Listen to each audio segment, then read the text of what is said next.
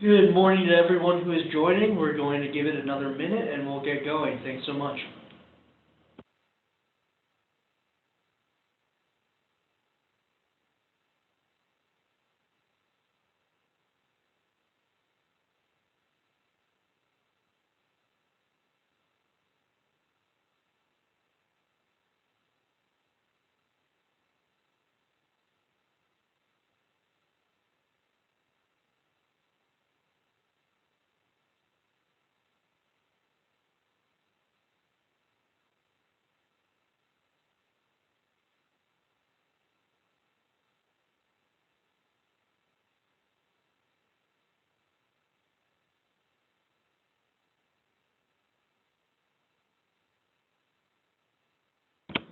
Good morning, good afternoon, good evening, depending on where you are in the world. Thank you for joining us. This is Zach Ackerman, Denison's Director of Business Development.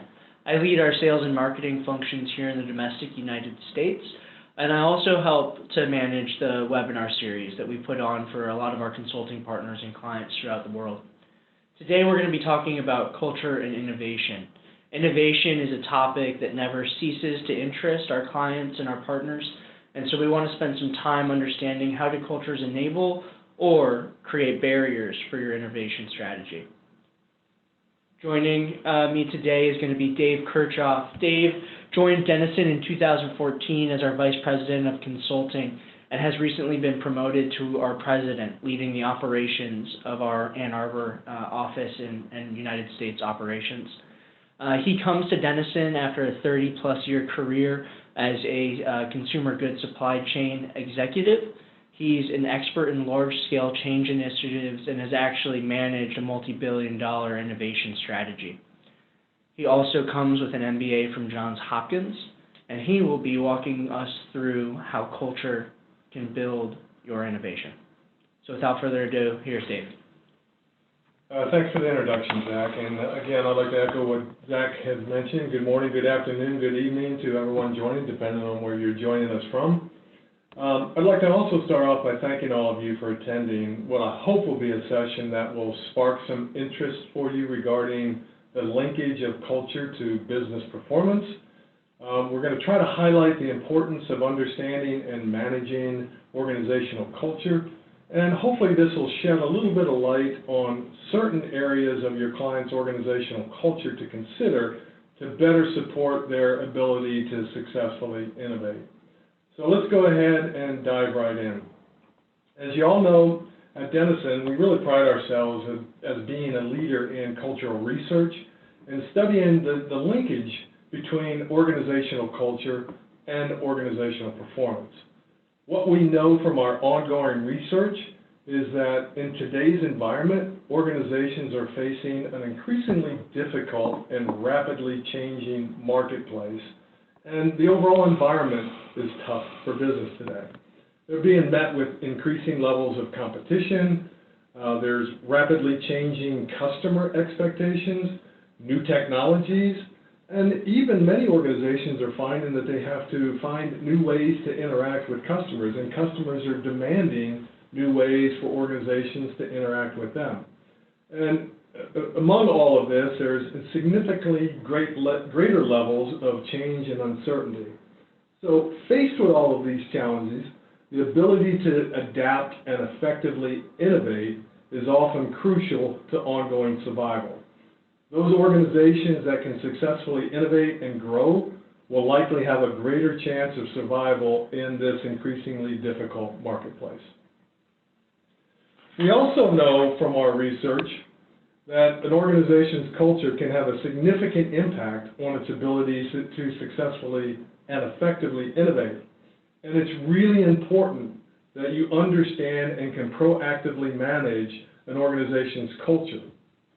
It's difficult to implement the right influence and change if you don't really have a clear picture of your current state. So that's some of the things that we'll talk about within this session today. I'll take a quick pause here to remind folks that you can use the chat function to ask questions at any time. Depending on the question, we'll likely take them at the end, but if it's relevant immediately, we'll answer it in queue. So please use the chat function as you need to. Thanks, Zach. Okay, so let's talk a little bit about how we assess an organizational culture. Most of you probably are pretty familiar with our culture model and the tools, so I won't spend a great deal of time on this slide, but I will provide just a quick reminder. Our cultural assessment, as you look at the left side of this screen, our assessment is designed to gain some insights on the level and clarity and the alignment of employees within the organization around various aspects that we measure around culture. And you'll see those represented by the 4 different colors on our profile. So let's start with the red section, the mission area. And really what this is all about is trying to understand the direction, the purpose, the blueprint the organizations have. So we do an assessment to try to gain some insights of employee perceptions around the vision, why the organization exists, the long-term strategy, the direction, the roadmap on how to achieve that long-term vision, and as well as the more short to mid-term goals and objectives. We try to get an understanding of how well those are known within the employee groups, and are they aligned and clear around those areas of the mission. Within the yellow and gold area, we refer to as the consistency area. This is about the systems, the structures, the processes that exist within an organization to get the work done. We try to get a sense of the ability of the organization, the effectiveness to coordinate across different levels, different boundaries, the effectiveness of the organization in reaching key agreements, and as well as the perceptions around how well the organization operates within expected values, behaviors, and processes. So moving on to the green section, the involvement of the employees. This is around trying to get a feel for the commitment, the ownership, the level of responsibility that employees feel within the organization. Are the employees being developed to meet current and future needs? Is there good capability development? Is there encouragement for a sense of ownership and working within teams? And do employees really believe that they're empowered and they can make decisions and have a real impact on the organization? So finally, the last trait that we'll look at is the adaptability. This is examining patterns, trends, and the marketplace. And we try to get a feel for whether the organization is, in the eyes of the employees, is it paying attention to the changes in the marketplace? Do we know who our customers are and what they need? Are we good at changing direction based on these changing market dynamics? So are we open to new ways of trying new things and doing new ways of operating? Do we value learning? Do we encourage creativity, innovation, and also a level of risk that we encourage? Now, to the right on this slide is a little bit about how we benchmark. So our assessment takes into account the perceptions of employees, how they stack up against other organizations. As you know, we compare organizational cultural assessment scores against organizations all over the world, and that provides leaders with a view of their employees' perceptions relative to other organizations. So that's the benchmarking piece. The next section, a great question to really ask your clients is, do they understand whether their culture supports or hinders their innovation agenda? As you know, as we compare these scores to other organizations, we can tell the level of clarity and alignment around all of these areas that we measure. So as you look to the left, the cultural profile on the left is a profile that would be much more supportive to an innovation agenda than that of the profile to the right. And we'll walk through that in more detail in the coming slides. So we also know from our research that the organizational culture can impact how the organization performs. And what this slide really aims to display is different areas of linkage to different key performance metrics of an organization. Most of you have probably seen this slide in the past, but I'd like to point out a couple of different areas.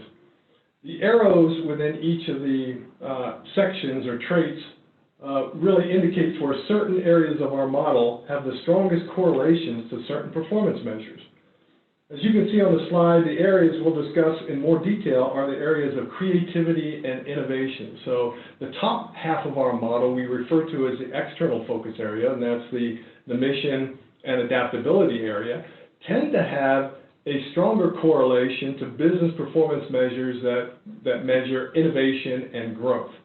The left side of the model, the adaptability blue and the involvement green area, tend to have a stronger correlation to measures that look at creativity and customer satisfaction. So we'll go through all of these in the coming slides, but I wanted to point out that those two areas in particular, the top part of the model and the left side of the model, are more geared or more correlated to measures such as innovation and creativity. So let's talk a little bit about what we mean by innovation. And talk a little bit about creativity and innovation. So we do look at these two areas as separate, but very interdependent. We define creativity as the production of new or novel ideas. And creativity is a necessary precursor to innovation, but as a standalone, if you looked at it by itself, without the ability to execute, to implement these ideas, an organization can be creative, but not innovative. Innovation, we define as the successful implementation of creative ideas. And basically, it's the turning of those new ideas into a reality. So let's look a little bit more deeply into creativity.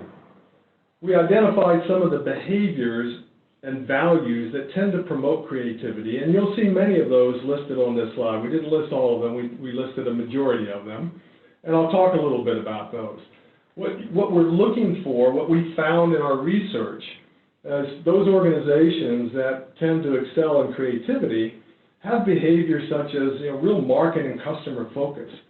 Creativity comes from the input of the marketplace and your customer base. Being focused on your customer needs tends to uncover new ideas and to satisfy those needs.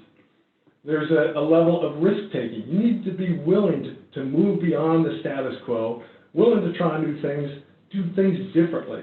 Organizations that are extremely risk-averse really struggle with developing new creative ways of working. You need to be able to ideate, have employees feel like they can conduct ideation sessions, seeking ideas from many, many sources, encouraging employees to seek new ways of working, not only from internal employees, but also from your customers, your competitors, your suppliers, looking at industry trends, as well as learning from non-competing industry trends. And there needs to be a willingness to encourage and promote sharing of ideas across the organization. Creative cultures typically include a lot of teamwork, shared ownership, a level of shared accountability, as well as a sense of autonomy and freedom to try new things. Organization that I've worked with was really phenomenal at innovation, had as one of their leadership expectations a concept that was known as freedom to succeed. And that was where leaders were expected to provide an environment where employees had not only the resources, but the capabilities, level of autonomy, encouragement to be creative. And so I think that's a really, really important concept. So how do we measure whether organizations excel in these areas or what their current state is in these areas? As you take a look at some of the questions in our cultural assessment or our model, you will see many of these areas provide really great insights into the level of clarity and alignment employees have within their organization about these behaviors. And this slide really indicates some specific questions within the adaptability and involvement areas that provides those insights. So you can see all these questions that we assess. I'm not going to read them all, but we covered most of those in the conversation on this slide. So let's look into how cultures can support the execution of innovation or creative ideas. We talked earlier about the differences between creativity and executing against these. The last slide reviewed the behaviors, norms, and values that tend to drive creativity, whereas this slide really points out some of the behaviors within the organization that will enable execution of creative ideas. Some key areas that we are going to include in this slide is within the mission area. It looks a little bit pink here in that color from my slide, but it's actually red. So that red section is really the mission area. Is around ensuring that employees are really, really clear around the inclusion of the importance of developing new ideas within the organizational vision. So as vision statements are created and you have your discussions across the organization around the vision, the purpose, the strategies of the organization, how well does innovation pop out as a real clear area of focus for the organization? And that's really important. It needs to be well known and clear among employees that innovation is going to be a key area of focus. It's also, is there a roadmap, a clear strategy and goals and objectives that help employees see the importance of translating those creative ideas into new products and services? Within the adaptability, that blue area, are we paying attention to the market and the customer? And are we selecting ideas that are being generated that the market really needs? Are we being open and transparent? We're taking educated risks and willing to take those risks.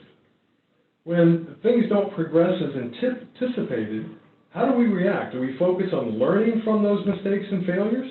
Or do we focus on who is at fault? So that learning piece is critically important to encourage innovation and creativity and execute against it. Being willing to take the chance to execute the ideas and learn from not only the mistakes and failures, but also the successes as well. And the ability to coordinate the implementation and executing of these new ideas across different levels, across functions, departments within the organization is really key to successful innovation. So we've reviewed how we can assess or measure an organization's culture in some of the areas where culture is linked to innovation. But we also need to really pay close attention to the impact that leaders and managers can have on the culture and the ability to effectively innovate. We look at culture and innovation as really two sides of the same coin. We know that culture can have a significant impact on innovation, but we also know that leaders can have a significant impact on cultures that they promote, develop, and manage. So looking at culture is extremely important, and looking at leadership is extremely important. We don't believe that you can have one without the other. So it's important to measure and understand the development of leaders within organizations. The Denison Leadership 360 tool is a great tool to incorporate when assessing an organization's ability to innovate through the leadership capability lens. What you'll see on the screen here is an example of a Leaders 360 assessment. And we can see at this macro level, there are strengths and opportunities.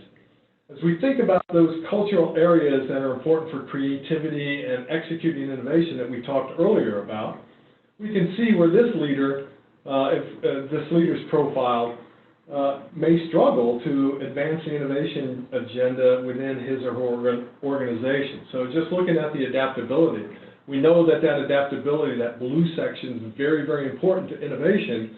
Now, this leader struggles with really understanding the customer needs, really promoting that organizational learning. So that's going to be an impediment to the organization if this individual had responsibility for innovation. Also, looking at the mission section, being able to really clearly state the vision, the strategies, the goals and objectives, and promoting that involvement section, building the team and empowering people to go out and be creative, this individual will struggle quite a bit. So as we look at a more detailed, deeper dive into this leader's capabilities, this is part of our Leadership 360 assessment, and I'm showing the adaptability area as an example of the detail that you can see. Our tool does provide insight into all the other traits as well, but in this example, we've highlighted a couple areas where this leader falls short in key areas that will have a significant impact from a detailed level. So encouraging creative thinking, generating innovative ideas and solutions to problems, encouraging direct contact with customers, actively seeking feedback from customers, making sure that his or her employees have a deep understanding of customer wants and needs, dealing constructively with failures and mistakes and looking at failures and opportunity for learning and improvement, you can see off to the right that the scores for this particular individual are pretty low. They're in the lower quartiles. Zach has a comment he'd like to make here. Actually, a question back for you, Dave, going to put you on the spot. I think it's interesting to see some darker colors, some higher numbers in the boss column. Can you tell us a little bit about what that might look like when it comes to managing up versus managing down and across, and how that might affect the innovation agenda of the whole organization? Great point, Zach. This is an insight that we can help leaders understand how they come across within the organization. As Zach mentioned, the boxes off to the right-hand column, which is the feedback that this individual received from his or her boss, are much higher scores. They're darker colors. This is meant to be a heat map. So higher scores. So what the boss the boss's perception of this individual is quite different than the individual's peers or direct reports. So this individual may be making sure or more concerned with what the boss thinks of his or her performance versus having really good, candid conversations with his direct reports or her direct reports and peers, and managing up versus managing horizontally within the organization or managing his or her team effectively.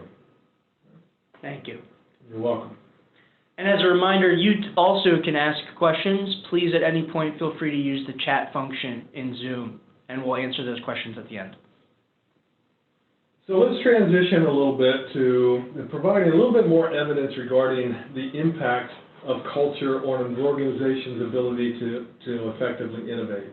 So we looked at a couple of different measures that provide some insight. One of them is the employee perceptions of new product development within the employee's organization. And the other one is growth assumptions associated with an organization's stock price. So we'll take a look at both of those.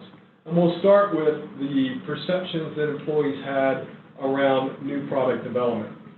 So we asked a couple of questions within the organizations that we studied. Employees could really select one, and they believe that the organization is a low performer in developing new products, or as high as 5 as a high performer, or anywhere in between. We then compared the organizational culture scores at the aggregate level for those organizations where employees had low perceptions with their cultural scores, and we looked at those differences where employees had high perceptions of new product development and what their culture scores look like. So I think you're going to see that these are pretty dramatic. So the left side, where the employees have pretty low perceptions of new product development for their organization, their culture scores are pretty low within that first quartile, versus a really fully color profile for those for the organizations where the employees felt they had very high new product development opportunities, or actually executed new product development well within their organization. So a pretty stark difference. Then we looked at some of the traits, the cultural traits for new product development. And what we identified is a pretty balanced culture within all the different traits: adaptability, mission, involvement, and consistency. However, you can see on this slide that adaptability and mission spiked it a little bit higher, meaning that these were the traits that really promoted new product development more than involvement and consistency. So then we looked at average growth assumptions within the organization, so more of a financial measure. So I'm not going to get into a great deal of detail about what the actual financial statistical calculations of this, but basically it measures an organization's market value minus its steady state value. The steady state value represents the value of the company based on its current free cash flow. In effect, it's a real quick way to gauge the growth assumptions that are built into the stock price of an organization.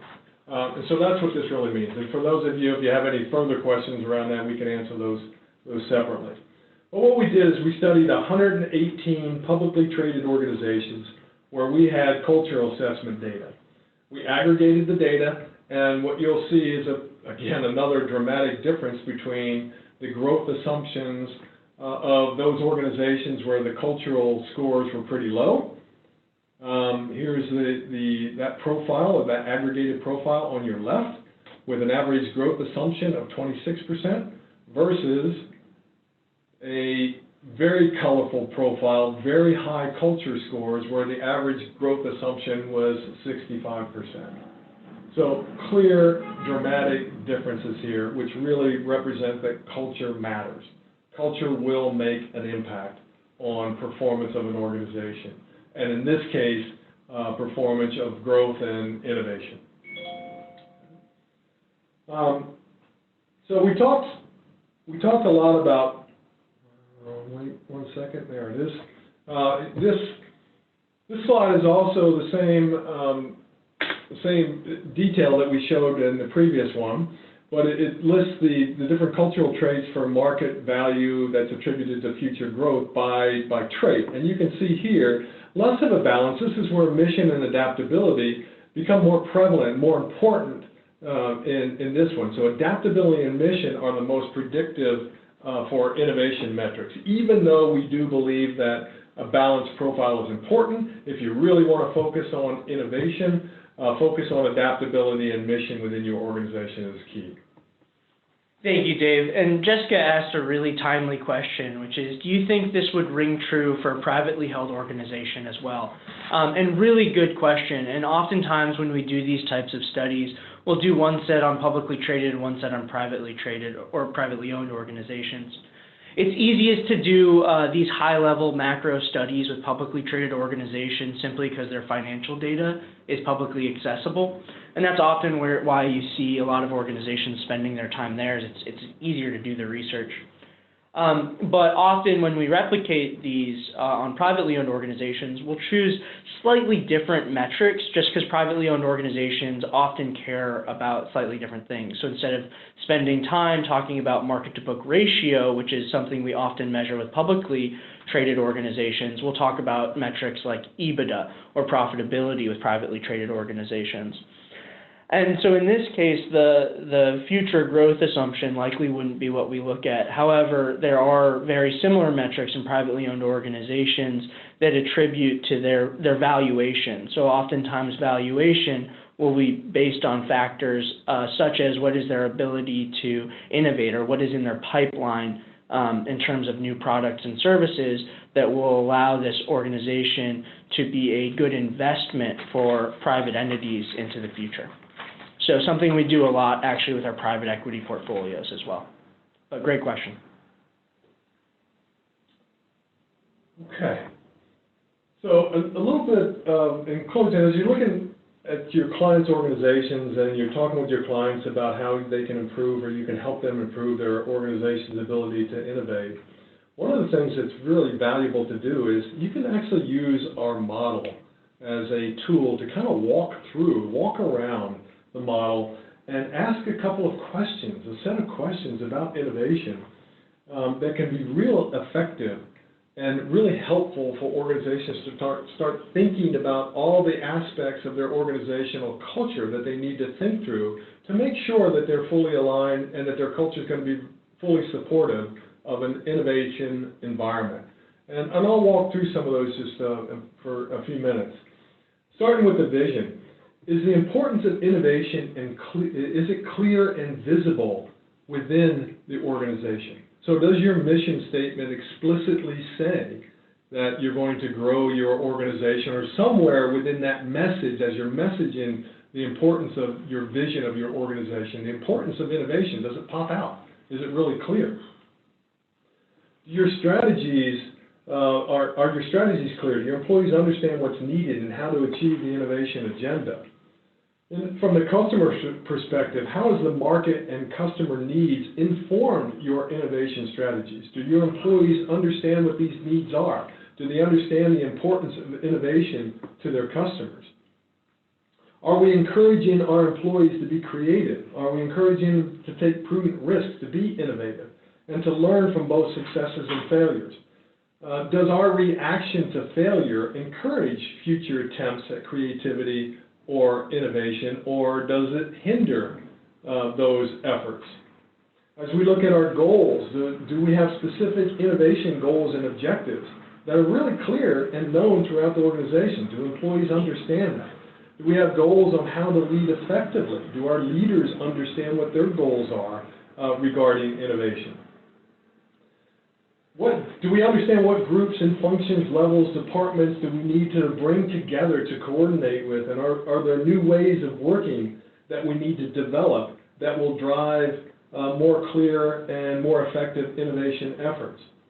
Are we clear on how we'll reach agreement on which areas to innovate and which options to innovate ideas and how we're going to act upon them? What types of behaviors do we really expect from our employees to be most effective at creativity and innovation? Are we developing our employees? Do we have the right skill sets and the right people and the right roles to be effective in creativity and innovation? Are we encouraging teamwork, and are we empowering our people to try new things and giving them the freedom to succeed? And do we have the right mindsets to implement and execute change? Are we being proactive versus reactive, and are we viewing change as a necessary for the company to succeed, or are we kind of set in our own ways? So utilizing the model as a tool to walk through and ask these type of questions can be really helpful in surfacing issues and just areas that your clients may not have thought about as they're embarking on their innovation agenda. And with that, I think we are complete here. So we're going to open it up for some questions.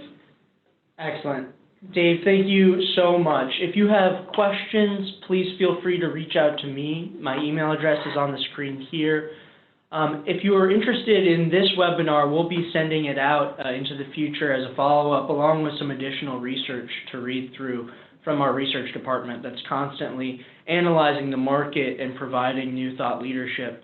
You can also find all of our webinars at denisonconsulting.com/webinar.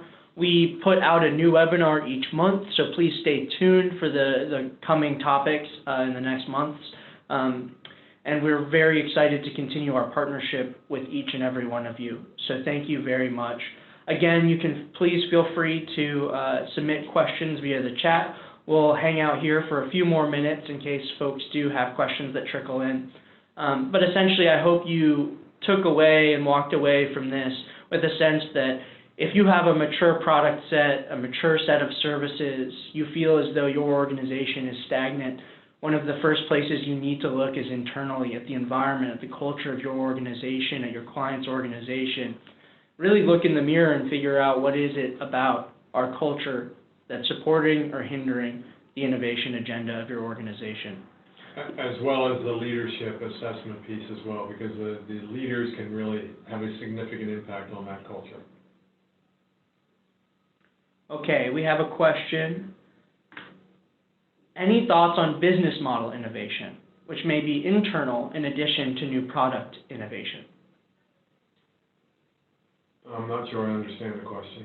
So as I interpret it, thoughts on how to restructure or look at processes in an innovative way to help reshape how work gets done internally to better your business, not just looking at customer-facing products or services. Absolutely, and you'll find a lot of that in the consistency area, so it's the different systems and processes that you, as an organization, utilize to get the work done. An organization that I did work with, that Zach mentioned earlier, had a very, very large innovation agenda. It was a $1 billion net sales value increase objective through innovation alone. That's billion with a B? With a B, with a B. And what this organization did is look at the internal structure. So just as an example, within the procurement area, this organization realized that the procurement group needed to go out and really develop different relationships with suppliers to be able to support the massive innovation agenda of this organization. So those different relationships with suppliers meant renegotiation of those agreements, the contracts, so that both the supplier and this organization jointly shared in the risks of innovation and jointly shared in the rewards of successes. So that's an example of how this organization restructured the procurement area, but it also restructured internally in the manufacturing processes, different production lines for different innovations. So making sure that the entire supply chain was redesigned to be able to support the innovation agenda. So absolutely internal restructuring is very important to consider as well. Yeah, great point. I think one of the areas where we find our clients struggle the most is in coordination and integration and the consistency trait. It's actually one of our toughest benchmarks because organizations really struggle with it. What it examines is the ability for the organization to collaborate, coordinate, and integrate across organizational boundaries like business units, departments, or functions. And we actually have a solution in a workshop we'll help organizations walk through called a Coordination and Integration Accelerator, in which we try to help organizations or parts of organizations that are really operating as silos figure out what their key interdependencies are, their key relationships, figure out how to create a shared mission for those silos, and then help break through the barriers they've created for themselves through processes and culture over time. And it can be a really powerful tool, and perhaps we can send that research out in addition to the innovation research in the follow-up. But perhaps that's a topic for a future webinar as well, so thank you. And building on that, the importance of aligning on common metrics across the organization, and that's a piece of that integration, is really, really important. Excellent. And then we got a question from Kim. Can we get copies of these slides? Absolutely. We can send those out as follow-up as well. And as I mentioned, the videos of this will be available on our website, denisonconsulting.com/webinars. You'll be able to find this innovation webinar, as well as other webinars on topics like employee engagement, organizational safety management, as well as culture and leadership's links.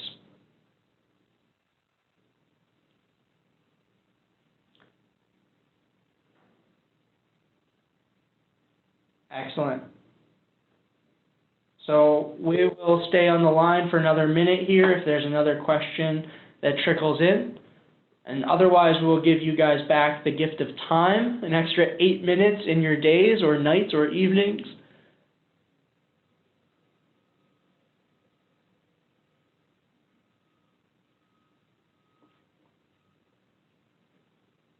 Wonderful.